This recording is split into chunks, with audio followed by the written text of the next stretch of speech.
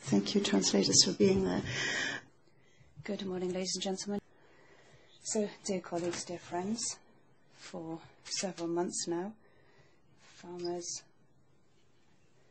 and cattle farmers from the Netherlands, so the Dutch farmers, have been organising peaceful and popular daily demonstrations against the government plan to reduce the number of farms. The Netherlands is a very densely populated country with more than 500 people per hectare compared to 117 in France, for example, and that leads to a great deal of property pressure. The government of the Prime Minister, Mark Rutte, has carried out a strategy of purchasing or expropriation of farms, and so that's this kind of arm of steel with the farming world. Despite the determination and what's been happening over the months with this rural protests, what's happening hasn't gone beyond the media across the Dutch borders. So to understand what's happening in the Netherlands, I have the pleasure to welcome today in Strasbourg Tom van den Huysen and Philippe Olivier and Nicolas Vest as well, who is currently in another meeting. Together with those colleagues, we have the pleasure of presenting the members of the Farmers' Defence Force of the Netherlands. I've got on my right-hand side the president of this movement, Mark van den Oever. Mark, thank you very much for being with us. On my left, I've got Sita van Kampema, who's the Vice Secretary and in charge of communication of the movement. I've got Wouter Joosten, who is right on the left-hand side, and he is the mediator based in the south of the Netherlands, and Jim Joosten, who is the chairman of the FDF in Limburg. Now, we're aware that it's not just the Dutch farmers who are facing these types of existential problems. Everywhere across Europe, the agricultural sector is suffering from constraining regulations and huge levels of competition. And that's without dealing with the campaigns and the violent actions of vegan militants and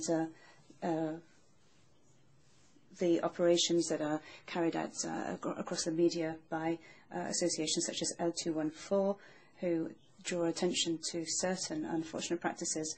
I was local elected in France in an area where we had to have a lot of investment and a lot of difficulty with lobbies. All of that's in a context with competition from countries where producers can produce their products at much lower levels. Facing on top of this, we have the war in Ukraine and the effect this has on the energy sector as well as fertilizers and transport as well.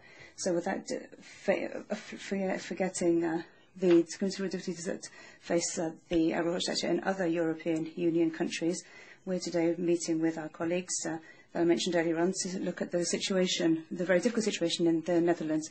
There's this deafening silence across the media, and we think that it's our duty to give a platform, a stage to this popular movement, because this is a phenomenon that's growing across Europe. So it's a great honour for us to be able to welcome today the representatives of the Farmers' Defence Force. This is the beating heart of this movement, which refuses to be kept down in one of the most urbanised and built-up countries in Europe. They've come today to Strasbourg despite the difficulties and the intense discussions that are going on with the Dutch government. So you are most welcome. Dank u wel voor deze mooie introductie. European Parliament, ladies and gentlemen, thank you for taking the time to hear from us, Farmers Defence Force, why the farmers of the Netherlands are campaigning fiercely and vigorously. Especially I would like to thank our host, Patricia Chianon, and also the three gentlemen accompanying here who invited us. Thank you very much. The next slide, please. In fact, the misery for the farmers began when the highest legal body, the Council of State, drew a line under the legislation governing the nitrogen approach. As a result, thousands of farmers lost their permits. Their farms are since then illegal practices. Farmers who had acted in good faith, who had applied for the license that the government had available for them, became illegal businesses. In one swoop, they were actually in danger of getting swept out of the region. The Dutch government acted improperly.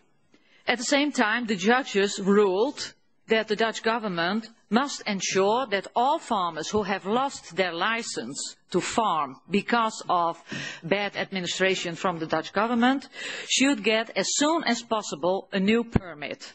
We are now almost 3.5 years later and still these farmers do not have their permits. What they do have are legal confrontations by the mobilization of the environment, an NGO, an environment group who wants to really bankrupt a lot of farms. And they are winning in court because we have an improper legal framework. We have, as a fact, a government that is unreliable. What the government did since then was to draft legislation on nitrogen reduction and nature improvement that does not produce the described favourable state of the nature, as the directives, the EU Bird and Habitats Directive say, that does not produce the permits for all the farmers affected by the government's mismanagement, but that is aimed at reducing the number of farms with 50%.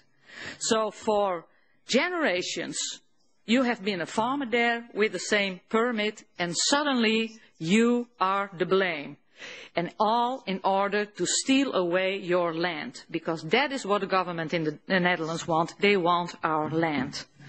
Because in the coalition that the new government made, that is Rutte 4, they have decided to build until 2030 1 million houses for the migrants who come to the Netherlands. Already the last years, 100,000 migrants come, so we need houses, they say. And that's why the farms have to go. Not only for building houses, but also Google data centers. They can warm up our water in nature environments. That's not a problem at all. Expansion of polluting industries, of Tata Steel, extra airports who actually are near Nature 2000 areas, all want before 2030 to expand. On farmland, that was used for decades to produce food and who will never produce food again. And we all know that one of the shortages and crises we have today is food security. Next slide, please. This was the direct cause of the farmers' demonstrations, such as the mega demonstration we had in Stroe on the 22nd of June in 2022, so only a few months ago, which attracted 60,000 people. We don't even have that much farmers. So we see that the Dutch people, they back up, they support their farmers. They want our rural area to stay the same. And we do not want to lose 50% of the farmers. Everywhere in the Netherlands today, in towns, villages and on the countryside, the flag flies upside down on millions of houses, cars, buildings and along roads. Blue, white and red instead of red, white and blue. A sign for a country in need. SOS for the farmers. Because the citizens of the Netherlands support the farmers. Nobody, apart from the ivory tower in The Hague, wants to lose the farms and the farmers on our Dutch rural area and our rural culture, which will be destroyed at the same time as the farmers. Now, some of you may think that, well, if half of the farmers disappear, that's good for us, because they are competing, and at least they are the second one exporter in the world. So why should they produce so much food if they all export them over their borders? Well, let me put it all into perspective. What we in the Netherlands export is actually in half a circle, because of course we are at the North Sea, half a circle of 800 kilometers. So if you are a citizen of Germany or of France, do you tell your farmers in the north or in the south that they should not export to the rest of their country because you expand those 800 kilometers. So that is in fact the whole situation. And to put it even more in perspective, to feed the Dutch, we need 3.4 million hectares. What we have is 1.8. So are we exporters or are we importers? And if the Dutch consume everything they need, so also wood, paper, etc., all they need, we actually need 10.4 million hectares. And it has to do with the fact that we have 420 people per square meter in the Netherlands. And that is much more than we have in Germany. I think in Germany it's 105, and for France it's somewhere around 25. Next slide, please. The Dutch government points at Brussels. They are to blame. They force everything on us, they say. And tell me, you, the representatives of the people in Europe, are you aiming to decimate farmers in the Netherlands, but also farmers in other countries who are confronted with exactly the same? It's a part of Belgium, it's Ireland. Through the Nature 2000, the Green Deal, Farm to Fork and Biodiversity Strategy, the water directives, the climate objectives. Is, in your opinion, our size fits all? Should all the countries have the same legislation, the same way they are implemented? Not the fact that the population density in the Netherlands is among the highest in the world, is that not important? Not that industry is polluting our air and water. We know that they do. Schiphol even got a permit to pollute the water even more because the water was already dirty. So that's the whole point. As farmers, immediately we get sued. Schiphol airports, they can do whatever they want. There is a booming transport sector. Is it really the cows? Of where are now 1 million less than in 1991 when the Nature 2000 areas were installed. 1 million cows less. Can they be the problem of pollution? Next slide, please. The Dutch government is only committed to halving the number of farms. Permits are being withdrawn or are no longer being granted. Farms are bought up by local authorities, and those nitrogen rights are given to industry, who at this moment, none of them have a permit that they all need, since the legislation was banned by the judge. What they are now doing is exchanging ammonia for nitrogen oxides. That's the toxic variant of nitrogen. To explain that, we have ammonia from cows, we have nitrogen oxides from cars, etc. We take 2 sea containers. In one I put a cow, in the other one a running car. In which one do you want to sleep at night with the doors closed?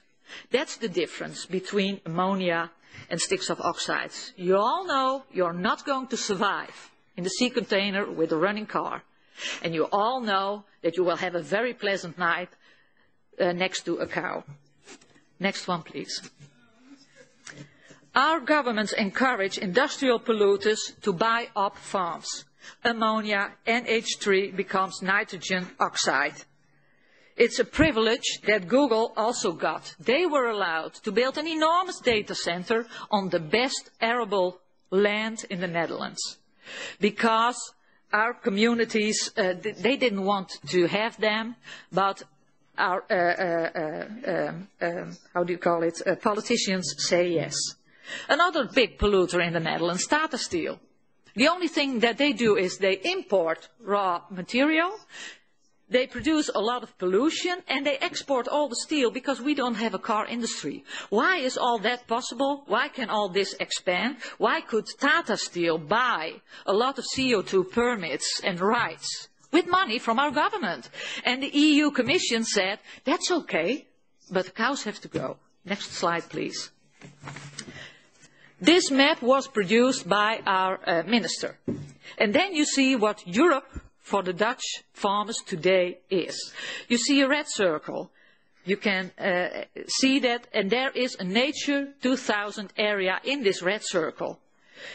The plants that are on the Dutch side are in an enormous bad state, our government says, and you just walk over the border, you don't even see the border, you don't see anything happening in the fauna, but on the German side, everything is okay.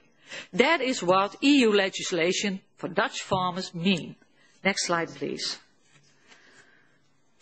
We got a new act in 2021. This new act says that farmers need to reduce 50% of its nitrogen emission.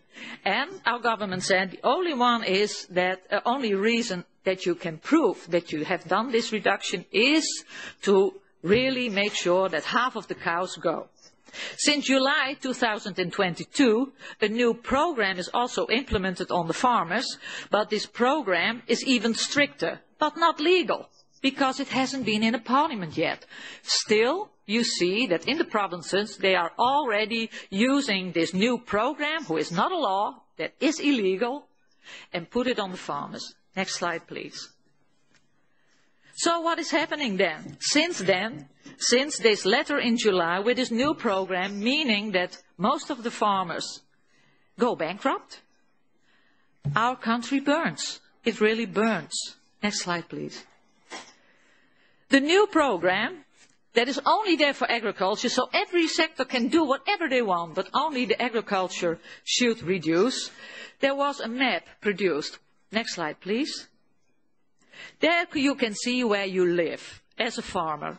And the color of the map is what you should reduce. Some farmers 12%, but there are farmers who are confronted with the fact that they should reduce 95% of their emissions. Meaning, if you have 100 cows, you can milk 5 after this program is installed. Next slide, please.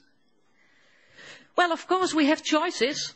Our government is not that bad. They give us choices. So you can have less cows. That's one choice. You can also have tourism. But if we all do so, where should we get the guests from? But that's a choice. Technical innovation is also a choice. That's why we are the most efficient sector. Europe produces the cleanest food, the best food, and the most efficient way of producing food. But because our legislation is so incomplete in the Netherlands, every technical innovation is really banned by the court. So they say, well, you say that your machine reduces 12.25% of your emissions, and it is 12.24% because we now measure it. So this technical innovation is not good, and it's really going in this way. It's not a joke. You can also relocate your business. So your farm is relocated in another part of the Netherlands where there is no Nature 2000 area. But we have those mobilization of the environment, and what do they do as soon as you relocate? You need a new permit.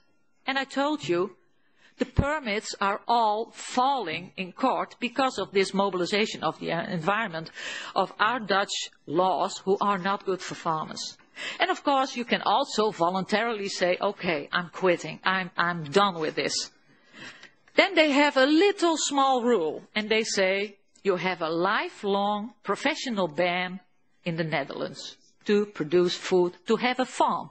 And not only you as a farmer, but also your children will be banned for life and will never work in agriculture again in the Netherlands. Well, you all know, I think, that this is forbidden in the European human rights. Well, that's not a problem for the Netherlands because they don't look at the laws. They just do whatever they want because no one is stopping them until now. Next slide, please. This is really an attack on food security.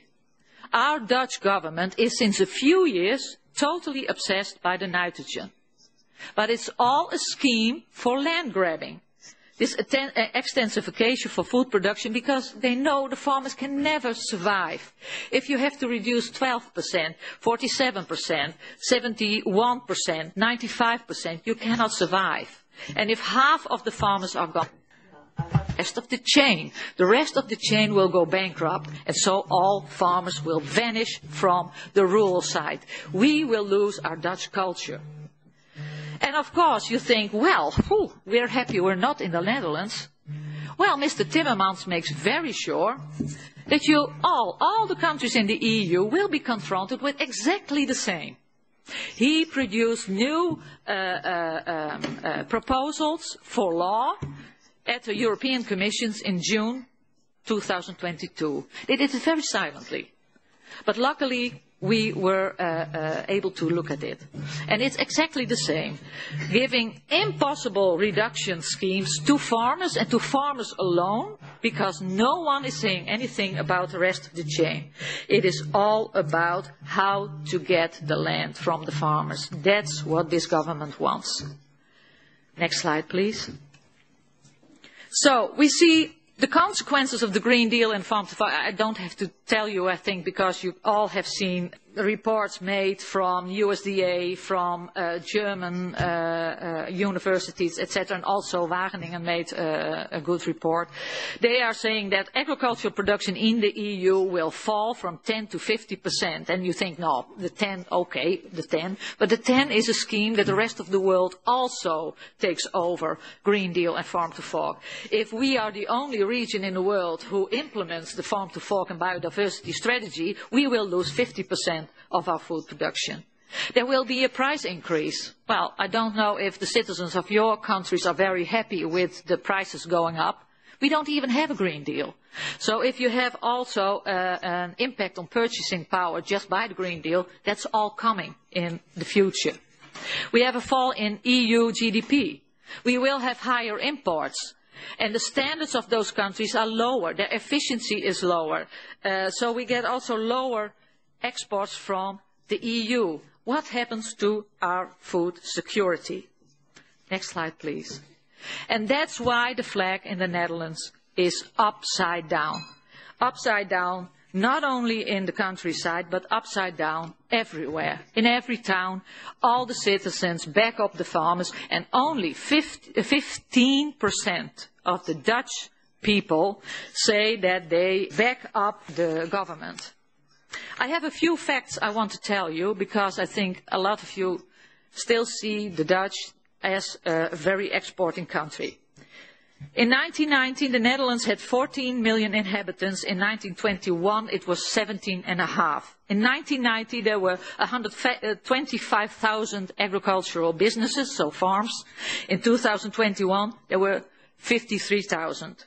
In 1915, there were 1.6 million cows. And in 2021 also. It was a reduction from 1 million from 1990 up till now. Ammonia emissions in the livestock sector fell from 333 kilotons in 1990 to 110 kilotons today. There are 9.7 billion kilo less manure than in 1990. Farmers reduced nitrogen by 187 million kilos between 1990 and 2017. Phosphate emissions have dropped by 60 million since 1990. 92% of the cow's feed consist of grass and maize from Dutch soil. In 1950, there were 139,000 cars on the road. In 2020, there were 8.9 million cars in the Netherlands. In 1914, there were 350,000 passengers passing at Schiphol, our airport. In 2020, it were 85 million people that passed the check-in desks. Between 1950 and 2060, 550,000 hectares of cultivated land were taken out of agriculture, and since then 7,500 hectares of agricultural land have been lost every year to housing, road construction and so-called nature. Are the farmers really the problem, or are we seeing a very different agenda here? In the name of the farmers of the Netherlands, we are here today to ask for your help. Help. Restore the confidence of the Dutch in politics, in European politics. Stop our government from misusing European directives to push through a different agenda. Guarantee food security to European citizens. Keep it accessible for all sections of the population. But also take into account the income position of farmers all over Europe. Because only when farmers receive a fair price, a cost-covering price, they will be able and willing to produce your food. Will be able to do more to restore nature where necessary and biodiversity where possible. Nitrogen is just one of the many reasons why some species are no longer thriving. It's not the only reason. FDF does not complain only to the government. We also provide solutions for the whole nation to meet the European directives, but also to restore income for farmers, which will give the possibility of fulfilling social desires. That last solution is called farmer-friendly, and that FDF project is what FDF President Mark van den Hoover would like to introduce to you now. Mark has been an important developer of this ingenious concept, as has Vice Chairman Jos Ubbels, who could not be here today and who is very sorry that he couldn't attend. A concept that shares the responsibility for a healthy food supply among us all.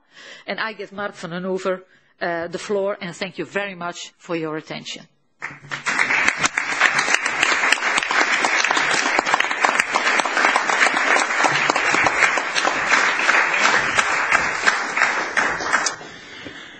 Okay, thank you, Sita, for your words, and thank you all for inviting us here.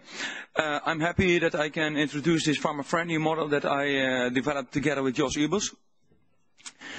Besides the problems that we have with legislation and the rules of the government, we have also an income problem. 30% of the Dutch farmers have an income below the poverty line. I think that this can be copied all through Europe. So the solution that we are presenting can also be copied through Europe. The idea is quite simple, and that's why some people don't even understand it. I try to make it clear for you all, and I like to start my presentation, so please give me the next sheet. The goal of the quality mark, farmer-friendly, is that the farmer-friendly quality mark is intended for supermarket and specialist shops in the Netherlands, Europe, or maybe to other countries belonging to the European Economic Area. Of course, you need to meet the standards that we are having for this trademark. Next sheet, please. The supermarket can use this green label that you see here for advertising. We know all that the people in Holland very much support the Dutch farmers. We are really connected with the history of Holland itself. So a lot of people think, when they think about farmers, they think about food, and they have happy memories with it. We did an investigation with Zest Marketing, and we asked about 4,000 respondents. And there were some results that were quite shocking for us. 85% of the people want to pay more for their products. 2/3 of them want to pay that extra price when it comes directly in the pocket of the farmer. So, and it should not be in a government tax. 97% wants to pay between 3 and 15% more for their food, when with the same idea that it comes directly to the farmer's pocket. So we can have a fair price, and that we can produce in an environmental friendly way. We had quite some promotion already about this trademark, because we had a lot of demonstration in the past, and without even putting any money into advertising, we all are already number 7 trademark in the Netherlands. So let's see. With this trademark, you put on on your supermarket. And with this trademark, you say that you support the Dutch farmers. You do this because you give a percentage of your turnover to a corporation. The corporation's name is Corporation Farmer Friendly. And this will be divided through all the farmers. All the farmers get the same money. This is only for the Netherlands. This trademark can then be used for the supermarkets to get a higher turnover, so it also has an attracting farm for attracting customers to their shop. It is really simple because after you close your year, we look at the turnover and we send a bill for a few percent of your turnover, and then we divide it through our cooperation, through our farmers. This is a very simple system, so this percentage is also over the non-food. Just everything that goes around through a supermarket or a shop. And that's why it also doesn't cost much to have a registration from it. Because when you put it only on food, you have to split it out with every supermarket different, and you can have a lot of fraud. These results are public, so everybody can check if the right amount is coming through the cooperation, and everybody gets his fair share. With this ID, next sheet please. With this ID you get a better income for farmers. Then not so much farmers have to close down. When we have more farms, we have also more people at work, and also trained people that are really taking care about the environment. When you have bigger companies, and when they grow bigger and bigger, then you have only people working at such a farm, and the director is not too much involved and only thinking about making money. So we like to, with this idea, you support more farmers, more competition, and a better environment. Dus what we need in the Netherlands is realistic laws, just what Sita said before. And we need integrity from policymakers, also with the nitrogen rules. Also, we need this farmer-friendly label to get a good income in future, at least a basic income. And it has to come through the market. Also, we need to get a lot of time to get innovations to change our production in a more environmental friendly way. We need also time for implementing new production systems. And also we need time for economic production cycles. Because maybe you invested last year in a new technique, but when the government sent out a new law, then you have a problem because you didn't earn the money back from your last investment. You cannot do a new investment, but you have strict laws that we have to follow. We need a decent time frame to get our money back that we invested, and a decent time frame that the new investment can come back to us. Otherwise you have to close your business down, even without nitrogen rules. So this is more or less the situation in the Netherlands. And for us, this is a cry for help to all the people in the European Union, and especially here in the European Parliament, to help us out with this situation that we are in, because we are blocked on every side, on income, but also with legislation. We are, with these ideas of farmer friendly, we are open to spread it to Europe, so that every country can have their own cooperation. Because this is an idea for the Netherlands, but we can also export this idea to France, for instance. Also, because that's why this farmer-friendly label is also in English, because then you can sell it international. So French farmers can also use this ID when they contact us and they want to do something with us and bring it on the table with their policies in Paris.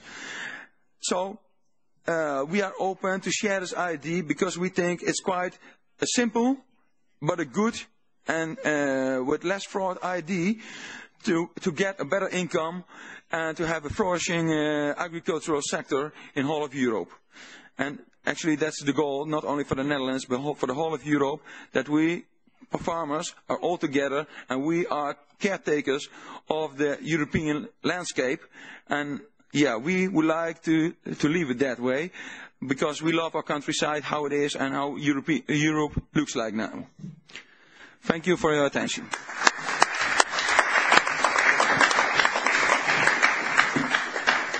Okay, thank you, Sita and Mark, for your testimony. And I think I can speak from all of us that agriculture, we consider it as being a sector of strategic importance. And if I understand you correct, your businesses are being demolished by bureaucrats who have absolutely no idea what the reality is in the farming business. So I would like to give now the floor to the audience, if there are any questions to ask. Go ahead. Yes, thank you, Tom, and thank you to our speakers for their very insightful presentations, and of course I'm very sympathetic. Now, as far as I know, and I think that's been the case for quite a while, the Dutch, according to all the official statistics, are by far the tallest people in the world. So do you think the Commission is just trying to cut them down to size? So I'm not, that's not my serious point, right? So now I'm sympathetic too to your suspicion, let me call it that we are witnessing a sustained land grab here. The reasons are obvious. And whilst Ireland, for example, has plenty of land, there was some draft legislation last year where I think the Irish government, because there isn't enough housing, although they've got plenty of land, they were saying, well, you know, just in case migration exceeds our target, we could confiscate a room in everyone's house, right? So, as a kind of for a family friend, right? Now, are there some kind of official indications yet that could substantiate these claims? So that's my first point. Second, well, if agricultural land is being reduced, and if food prices are already rising very fast, so where's Europe's rising imported population going to be fed from? That's the question. Where are we going to get our protein from? I know, I'll give you an example. I have a nephew. He's about 14 years old. I do a bit of supplementary English teaching with him, right? So 2 years ago, in his English book, you know, there were lessons about Greenwich, life in the UK, in America, blah, blah, blah. But there was one, as we were going through the vocabulary, there was a very strange sentence, I remember, which was completely out of context, and which has has been a great delight to our family ever since. It said there, out of context, worms are okay. Right? So, you know, I know there's already video footage praising insects and worms. You know, I said where we're going to get our protein from. I think I've probably spoken for long enough. I've not been entirely in jest in terms of my letter 2 points. So I'd be interested in what you know about the official pronouncements on these two subjects. Thank you. Thank you very much for the question. Yeah, where will our protein come from? Well, I don't understand the whole thing about eating insects. We have poultry that eat insects, and I would like to eat the poultry very much. So I would like to keep it also that way. What are the intentions Well, actually, there has been no report done of the effects, not of the economic effects, not of the social effects, and there should be. Those reports should be made to see what are we going to do, where will we get our protein from. One thing I know for sure, if you reduce the livestock from Europe, because that's actually what Mr. Timmermans is going to do. You are looking now at the Dutch and the Flemish farmers, but wait and see. The whole of Europe is going to be confronted with the same, and I know that my Irish colleagues are very worried about what's happening there. There is also no reasoning against the government that I know that since the abolishment of the quota system said that their goal was to expand dairy with 50%.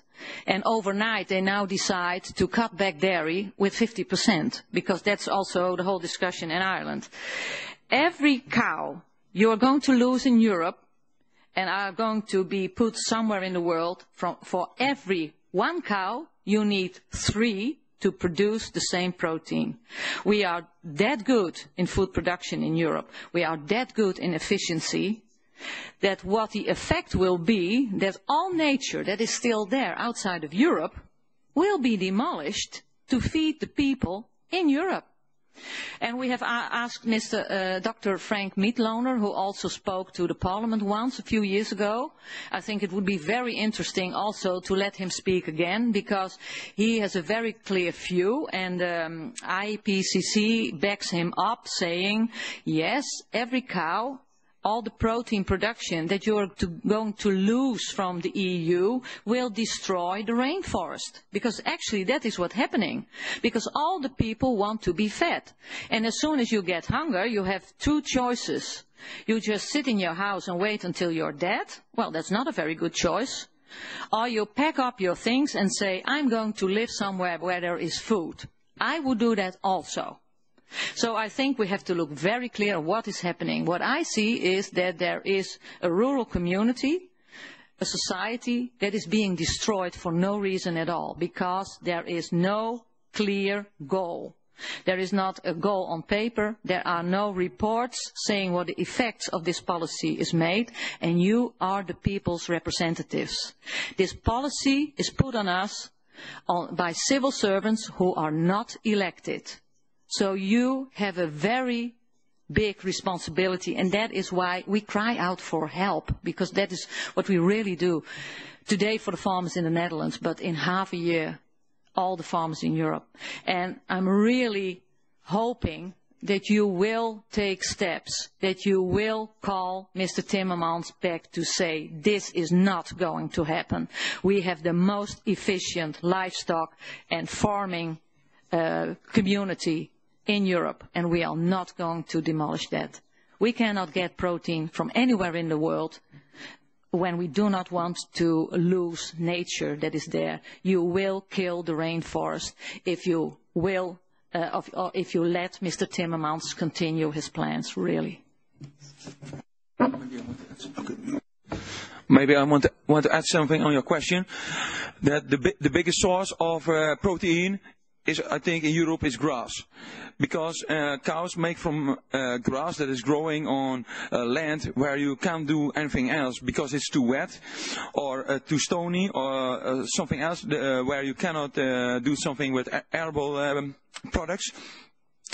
But cows make from this land and this grass, they make milk and they make meat, and with really less input. Also they produce a lot of manure, and with this manure you can put on your fields again, and then you have the potatoes, and again you have grass. So it's a production cycle. When you take off the cows, then you also lose the manure. When you lose the manure, you have to put fertilizer on it. The fertilizer is produced with gas. Now we all know what's the problem with gas at this moment. So it's so expensive that the fertilizer isn't produced. So we get collapsing agricultural production, and you see it already happening because in the countries where you have bigger farms as Holland, that's in most of the countries, they are putting less fertilizer because they don't have the manure. You know, we have quite some livestock in Holland, so we can almost fulfill our land with manure, so we don't need too much gas. But in other countries, it's really a problem when you reduce the livestock because you are more and more depending on Russian gas. Or other gas, of course, because you need that gas to produce your nitrogen and fertilizer, your nitrogen fertilizer. Okay, Bernard, go ahead. Ich würde gerne in Deutsch sprechen für meine Wähler. Die Antwort kann aber ruhig in Englisch sein. I'd like to speak German for my voters. I'd like to say, first of all, I was listening very carefully, and I think that we shouldn't just focus on the Netherlands, but rather the Commission as well, because if we were to reduce what we need to reduce, then we wouldn't get such stupid ideas coming out from the Commission. Anyway, land grabbing. I think that here, from what I've been hearing, we've been looking at the value of the land and a reduction in 50% of the value so that the farmer can no longer pay for their loans and are basically then obliged to, in order to avoid their land being auctioned off, have to sell it for a lower price and then agree to never becoming farmers again, which means that their children and grandchildren can't either. I mean, that's horrendous. That's really against all human rights, also against EU law. So my question then, this land that's being taken through land grabbing, what's actually going to be done with this land? Is it going to be left to nature? That's A, or B? And what is it going to be done for building more buildings for foreigners, people outside of Europe who come in? Because there are an awful lot of people, unbelievable numbers of people on the external borders of Europe. Germany's full. We have to build 400,000 buildings because of this Ukraine crisis. I mean, these people have to go somewhere. We don't have any more space for them. So, according to the rumours, this land that's being confiscated, basically, or expropriated, is it being done for this reason? Even a conservative newspaper were already saying that in 2018 that 150 million Africans will be settled here in the next 3 decades.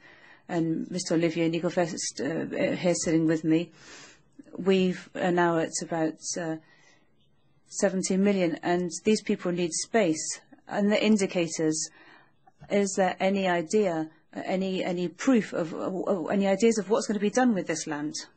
English, maybe that's better. Yes, what we see, our government wants to build 1 million houses until 2030. And what we have seen is that the law that they made was for nature restoration. But what has happened now, we have some farmers who already lost their land because the government took it from them, the enteigning, what you say. What has happened in one of those areas, that land was going to a nature organization.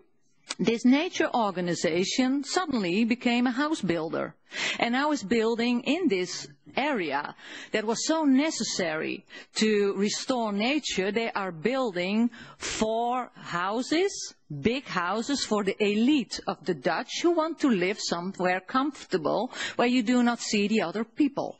So they are going to live in a nice surrounding with trees and nature, etc., while the other ones can live in overpopulated and dirty cities. In our cities there are a lot of regions that you can build. They already investigated, and you can also go up. We don't all have to live alongside each other. You can also have flats. But they want to build 1 million houses, and they actually said, we occupied the land, so the farmers occupied the land. It has been in the hands of the farmers and on the costs of the farmers for decades. And now they say, you occupied the land. Well, we produce food and not hot air. That's a difference. And what they also say is that it's much cheaper to build on meadows than when we should buy land and etc. in the cities. So that's the way that also the media in the Netherlands say that the farmers just have to leave. And what are we going to eat? Because I already told you that when we feed all the people in the Netherlands, we need 3.4 million hectares, and we only have 1.8. So what the plan is, I don't know. And they don't even say, because if they take away 50% of the land that is in the hand of the farmers, what will they do to keep it in a good condition? The farmers are forced also by European laws to keep the land in good condition. And of course that's very right, because food production and land where you can produce food on the world is really vanishing very fast. So every year we have more and more desert and less land. And the Netherlands and Europe is going in a direction that no one in their right minds could understand. It could only be a product of policymakers. And that is what is actually happening. Okay. Ms. Aguilar also raised her hand. Please go ahead. Je vais parler en français. I shall express myself in French, if I may. Madam, the first question I would like to put to you is, what can we do to help you? Because it's your government which is taking the decisions and not the European Union. You've talked about Mr. Timmermans, and I think that he's a public enemy. Simply that. The farm to fork is the worst thing that we can have for our farmers. Luckily, in my country, in Spain, we don't encounter the same situation as you, but our farmers are in a very serious situation indeed. We have a socialist, a communist, terrorist government who is our interlocutor, and they follow what Mr. Timmermans says, whilst, if you do remember,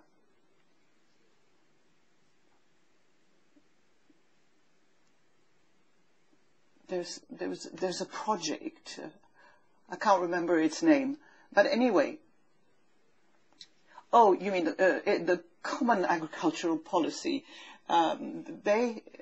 This was submitted to our minister,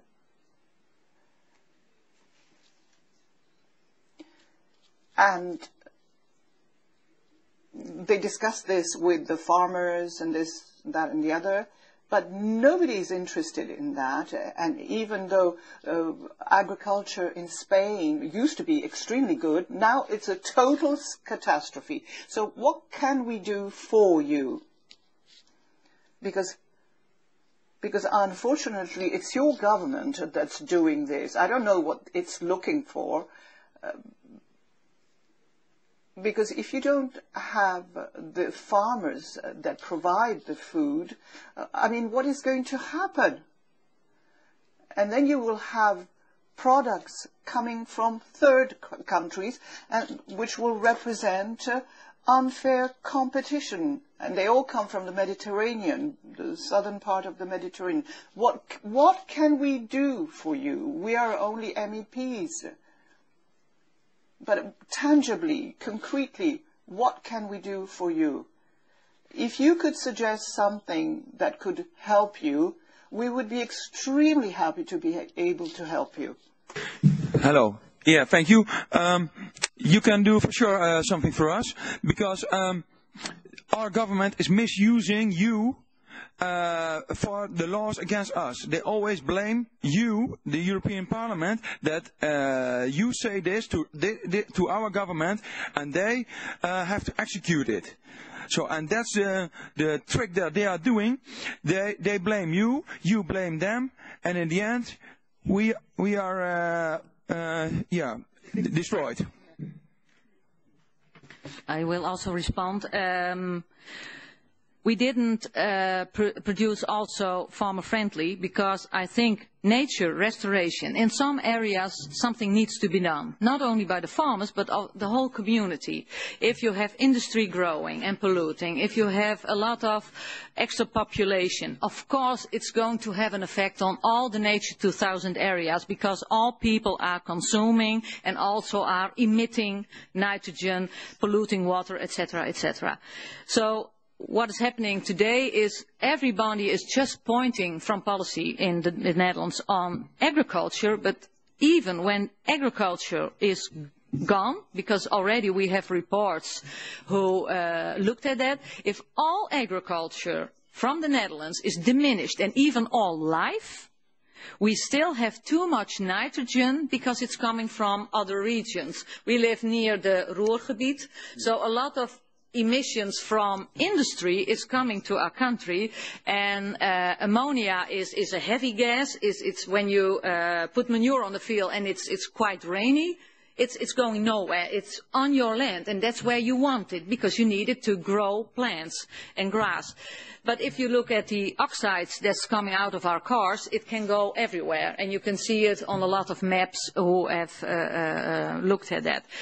So what we need to do if we want to restore nature, we have to look at all the factors that are there, and can we really do something about it? Because everybody is telling me that we have climate change, and some plants cannot recover if there is climate change. If a plant needs a lot of water, and then in the Netherlands suddenly we have a drought, and we have had that now for this year, this plant is going to die.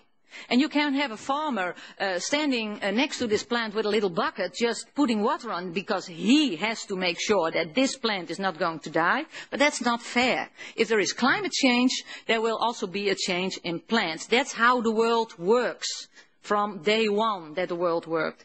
But what you can also do is you can make sure that programs to guarantee a cost-covering price for farmers, that it will be implemented by the supermarkets, that they have to work with it, by the processor, that they have to work with us. Then already we have a better situation for our food production in Europe. But also the legislation coming from the Commission, just say no.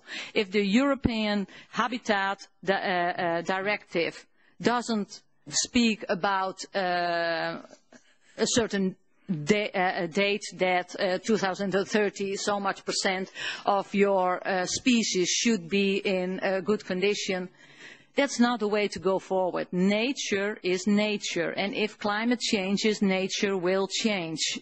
Whatever we do, make sure that policymakers get more a view on what's realistic and say no. Last year in December we wanted to come to Brussels for a very fierce demonstration. There were a lot of European farmers willing to come. And then Corona just went through that. A lot of the farmers who would go to the demonstrations couldn't even get home because they had to be isolated when they came home. So we said, okay, we are not going to demonstrate, but of course we should have been in Brussels, because what is happening now is an act of violation to the European public. Our food security is threatened by policymakers, and we shouldn't allow that. And you are the people's representatives, and we are very willing to make programs with you to come to Brussels to explain more, but we need a better income and we need better policy, and that's really what we are hoping that you can do for us. One thing more I want to add, that is that you shouldn't look only at nitrogen, but all factors that influence on nature. Because there are many things, as you mentioned, with drought, but also the water, drinking water to get out of the ground. This also has an influence on nature environments. Thank you. Oui, moi je voudrais faire une remarque qui est d'ailleurs plus politique que... I would like to make a comment which is more political than religious, as it were. We are trying to find rational reasons behind all this. But this is absurd, and you explained this very well.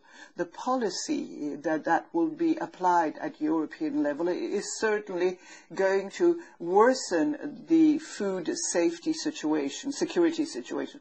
So it's an ideology that's being put into place following Malthus. We want to do away with human activity.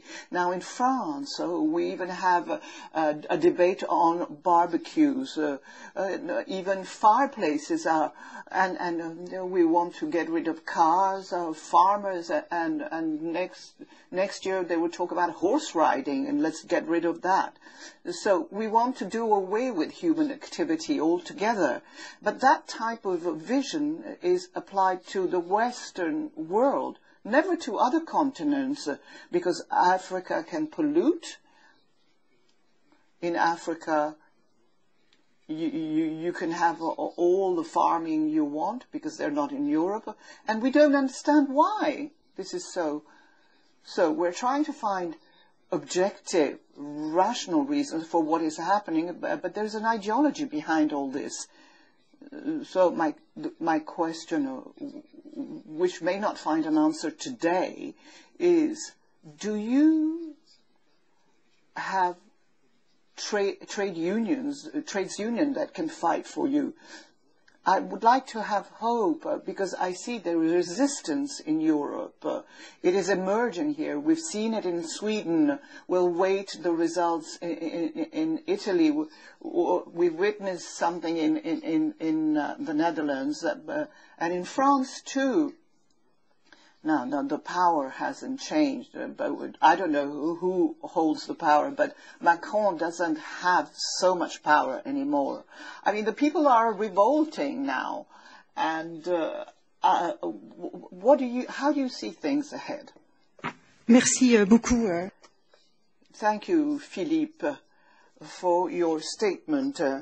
I think we have to be careful, because we're going beyond our time. I'm sorry I had to leave because I had to speak at the hemicycle. I simply would like to ask the interpreters if we could have a few minutes so that Gilles Breton, our colleague, could come in. Yes, simply to say that I fully understand the battle you're waging, but you are the victim of two things. First of all, what is said by the European Union, who wants the growth to go down, in fact, and DG Health said that was their objective. All beef breeders are in great danger, and the Farm to Fork participates in this, and Timmermans is the leader in all that. But I think you are also the victim of your government's choices, because I've participated in drafting of the new common agricultural policy, but I was able to succeed in one thing, and it is to give more flexibility to member states to apply the common agricultural policy. So a state that wants to protect or defend its farmers, it can fix its own priorities within its own plan. But unfortunately, I think that in the Netherlands, your government is doing everything to drown you. So we have to say who is responsible for what. There is the European Union, but your government too as well. And when he says that it's the fault of the Union alone, no. Thank you, Gilles, and thank you, Sita, for your very brilliant intervention. I've received texts from the participants who greatly appreciated your presentation, and also your comments and answers that you have given us. What is important is that by buying up or expropriation, the government is waging a very all-out war to the farm world in the Netherlands, simply because it needs to build to housing and because of the increase in the Dutch population, and not only Dutch people, but coming from migration. I would like to thank you all for have participated. Tom van den Driessen and my colleague here who has given me his place, and Philippe Olivier, and I would like to thank more specifically Bernard Lepourc, the assistant of Tom, without whom this would not have been possible. So many thanks, and I would like to thank those who have accompanied from Farmers for Defense, and the French Farmer Association represented here. And we can carry on our talks with a drink. There should not be problems in communicating because there's so many people who speak so many languages amongst us. So thank you very much indeed for having come to Strasbourg, and the sign of revolt in the Netherlands is the flag, the Dutch flag put upside down, but also this red scarf, and in TGV from Paris, it was recognized by the Dutch in the TGV. So put it on in your cars, put it on your suitcases, and that's one way of supporting them. And then we're going to take some photographs as well. Thank you very much indeed.